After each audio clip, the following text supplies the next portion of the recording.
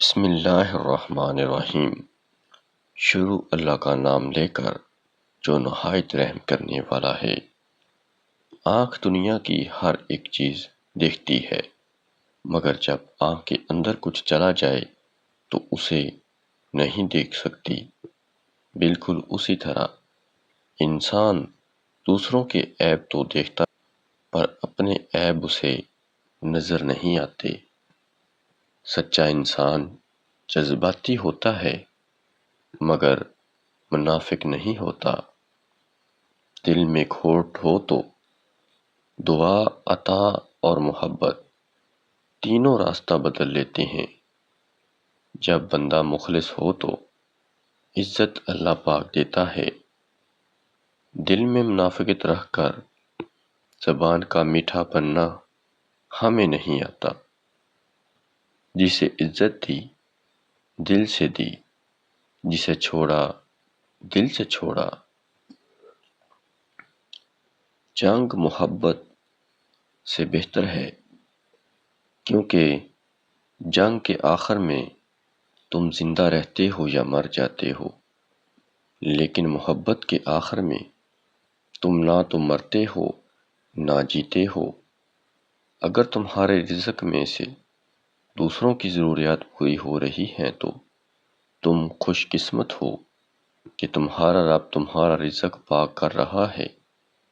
مضبوط تو وہ لوگ ہیں جو رونے کے بعد اپنے آپ کو خود سمجھائیں کہ اللہ ہے نا، سب ٹھیک ہو جائے گا۔ بابا جی فرماتے ہیں کہ انسان کی فطرت ہے وہ کسی بھی چیز کی 2 مرتبہ قدر کرتا ہے، ملنے سے پہلے، دوسرا کھو دینے کے بعد۔ انسان کو بولنا سیکھنے میں 2 سال لگتے ہیں، لیکن کون سا لفظ کہاں بولنا ہے یہ سیکھنے میں پوری زندگی گزر جاتی ہے۔ زمانے کا شکوہ نہ کرو بلکہ خود کو بدلو، کیونکہ پاؤں کو گندگی سے بچانے کا طریقہ جوتا پہننا ہے، نہ کہ سارے شہر میں قالین بچھانا۔ پتہ ہے انسان کو سب سے زیادہ تکلیف کب ملتی ہے؟ جب وہ غلط انسان سے اپنی زندگی کی ساری امیدیں جوڑ لیتا ہے۔ نیکی کبھی مرتی نہیں ہے، اس کا بیج بویا جاتا ہے، پھر یہ بیج پھلتا پھولتا ہے، قد آور درخت بن جاتا ہے، جس کی چھاؤں کا سکھ آنے والی نسلیں لیتی ہیں۔ اور ویسے بھی اللہ کی مخلوق کو آپ آسانی دے رہے ہیں، تو ہو ہی نہیں سکتا کہ اللہ تعالیٰ آپ کو رزق اور علم میں آسودگی عطا نہ کرے۔ کسی کی بیٹی کی زندگی خراب کرنا ایک قرض ہے جو ایک نہ ایک دن آپ کی بیٹی کو اپنی زندگی سے ادا کرنا پڑے گا۔ اگر تم چاہتے ہو تم چن لیے جاؤ تو تم بھی چن لو اللہ کو یا دنیا کو، کیونکہ اللہ نے کسی انسان کے سینے میں 2 دل نہیں بنائے۔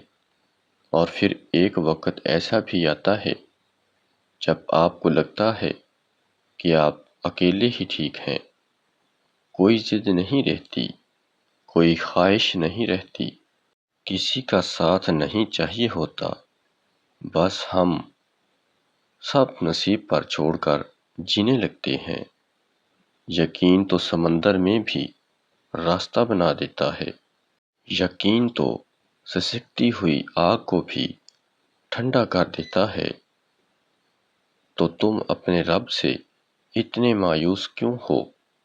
یقین معجزوں کا بہت خاص حصہ ہے، اور وہ آخر میں تمہیں تمہارا یقین کیسے تھام لے گا تم اس کا تصور بھی نہیں کر سکتے۔ اخلاق وہ موتی ہے جس کی کوئی قیمت نہیں ہوتی، مگر اس سے ہر چیز خریدی جا سکتی ہے۔ اللہ بہتر کرے گا، لیکن اللہ نے بہتر نہ کیا تو یقین رکھو وہ بہترین کرے گا۔ صرف رب کی ذات ایسی ہے جو معافی مانگنے پہ یہ نہیں پوچھتا کہ غلطی کیوں کی تھی۔ سب سے خوبصورت اور صاف زبان رویوں کی ہوتی ہے۔ کچھ کہنا سننا بھی نہیں پڑتا اور ساری بات سمجھ میں آ جاتی ہے۔ بلی جس گھر میں بچے دے اس گھر میں دولت کی بارش ہو جاتی ہے۔ آپ کو کیا لگتا ہے آپ کے مرنے کے بعد آپ کے رشتہ دار، آپ کے دوست، آپ کی اولاد، آپ کے بہن بھائی قرآن پاک پڑھ پڑھ کے آپ کو بخشیں گے؟ یہ افراتفری کا دور ہے۔ یہاں لوگ زندوں کو بھول بیٹھے ہیں۔ مرنے کے بعد کون یاد رکھے گا؟